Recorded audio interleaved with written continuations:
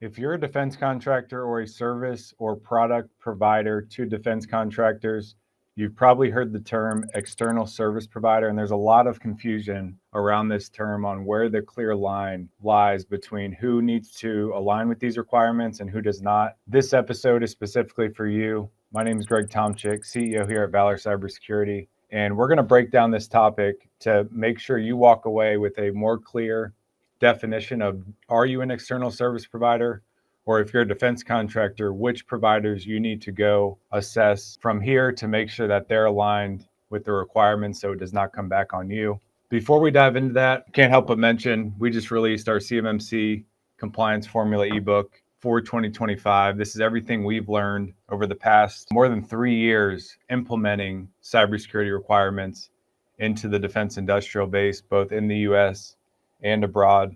We've learned a lot of lessons. We want to help folks like you simplify these cybersecurity requirements, and we can do it through text that's in this ebook versus having to go through, our calls. It's going to save you time. It saves us time. It makes everybody levels the playing field on the understanding, so you know what actions you need to take. And if you need a readiness partner like us, we're here to support and answer any specific questions that you may have. So today we're going to talk all about external service providers. What is an external service provider? Are you an external service provider? If you're a defense contractor, how do you delineate between who qualifies as a external service provider, or ESP, as they use as an acronym, to make sure if they are an external service provider, you include them in your scope and boundary and make sure you're assessing them appropriately, so that when it comes time to get your certification, your CMMC audit, it does not come back and blow up in your face. An ESP, an external service provider, isn't just a vendor.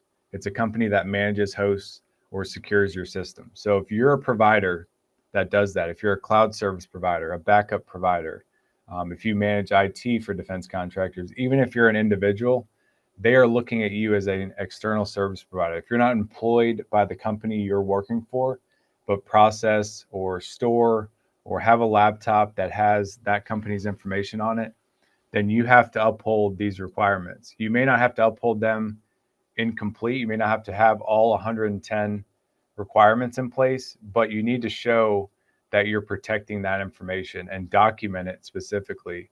And we have a lot of discussions around this. So we wanted to put on this live to help draw that clear boundary, that clear line on, do you need to align with these requirements as an external service provider or not?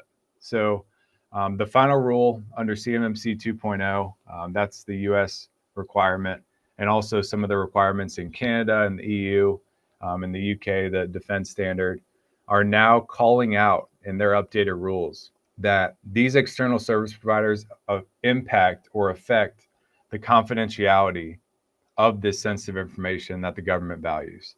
So confidentiality is basically, if it's in the wrong hands, then confidentiality is broken. So there must be a compliance boundary that says this is the systems we operate as a defense contractor, and these are the providers that help us to operate that system securely. The regulating body, in this case for CMMC, it's the DoD. What they're saying is that the contractor is responsible for those vendors. So you're actually responsible for your supply chain. So if one of them have a cyber attack and that incident or that information is involved in that incident, it comes back on you from a fine or a reputation damage. And you're going to get docked on the competitive nature you have to bid on contracts. They're keeping a record of all of these things. You cannot outsource compliance risk. Ultimately, shared responsibility, which is really just saying, here are the clear responsibilities we have as a contractor. Here are the ones the vendor has. That means ultimately accountability. So you have to be accountable for it. And a part of that accountability is asking how they're protecting that information so you can ultimately document it. And that's a lot of times what we help companies do, is go out to these vendors and ask, how are you protecting the information we relay to you? How are you storing it?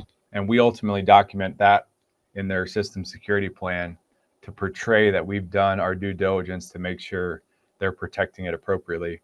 And if they're not, then we may have to find another vendor. And that's what we don't want to see for vendors that are critical to supporting defense contractors now is these defense contractors saying, we can't do business with you because you're not upholding the standard that we're required to uphold. So what should you do now, whether you're a contractor or an external service provider, is start to inventory the providers you have or the customers you have that are relevant in this equation. Do they touch sensitive or controlled unclassified information? If you're a contractor, do they touch your IT systems that host that data? That makes them an ESP. Getting written agreements in place, service level agreements, making sure you're asking the question of what are your security responsibilities in this equation? It's extremely important. Requesting evidence. Evidence is a majority of the puzzle here. Do they have the policies, the incident response plans? Do they encrypt it? Do they have access controls?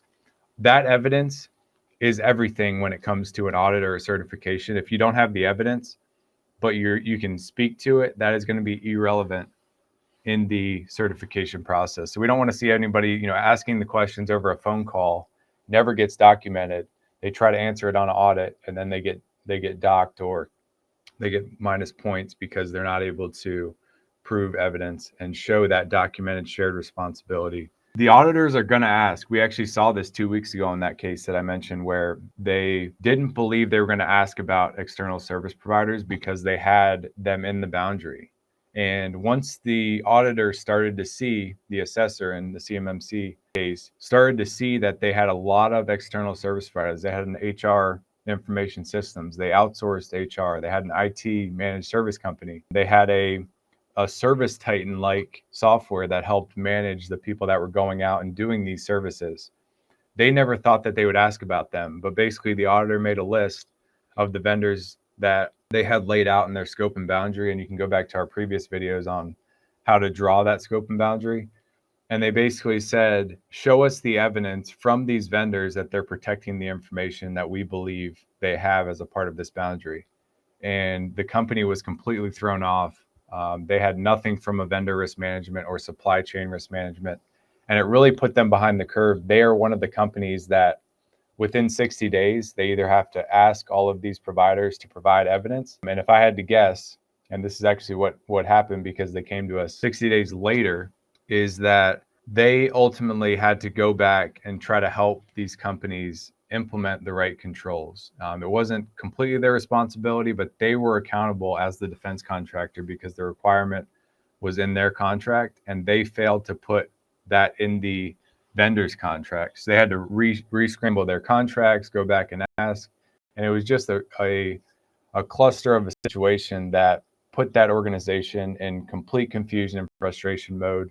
And it could have been prevented by just taking a few simple thought exercises to ask themselves, how are our vendors securing our information, putting that in the contracts they have with the vendors, and then, either quarterly or annually, we recommend quarterly initially, and then annually asking these vendors, how are they protecting this information? So it's extremely important to understand the line of who is an external service provider and who isn't.